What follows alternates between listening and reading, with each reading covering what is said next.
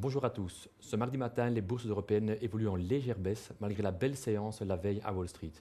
Après plus de 2 heures de négoce, l'indice Eurostoxx 50 évolue en statu quo, tandis que le BEL 20 cède 0,2%, plombé par les financières. Alors aujourd'hui, Fortis a publié des résultats trimestriels plutôt décevants à la suite de dépréciations liées une fois de plus au subprime. Fortis a par ailleurs décidé de lever pour 1 milliard d'euros de nouveaux capitaux, donc des capitaux qui, fort heureusement, n'auront pas d'effet dilutif. Le titre Fortis perd vers 11 heures un peu plus de 1%. Dexia, qui publie ses résultats trimestriels demain, va même jusqu'à perdre plus de 2%. Enfin, KBC, qui elle publie jeudi, évolue en statu quo par rapport à la séance d'hier. Alors, le secteur des financières européennes est également touché par l'annonce d'une nouvelle augmentation de capital, cette fois-ci chez Crédit Agricole. Cette dernière compte en effet lever 6 milliards d'euros. À Paris, le titre va jusqu'à perdre 6%.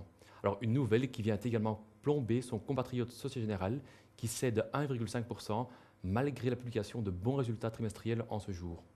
Alors, autre chiffre important est celui du chiffre d'affaires publié par Distrigas sur les 3 premiers mois de l'année. Important car Distrigas sera vendu par Suez d'ici quelques semaines au plus offrant. Alors, notons que les ventes de Distrigas ont augmenté d'un tiers sur les 3 premiers mois de l'année à 1,7 milliard d'euros. Alors, toute bonne nouvelle de ce genre ne peut faire qu'augmenter son prix de vente.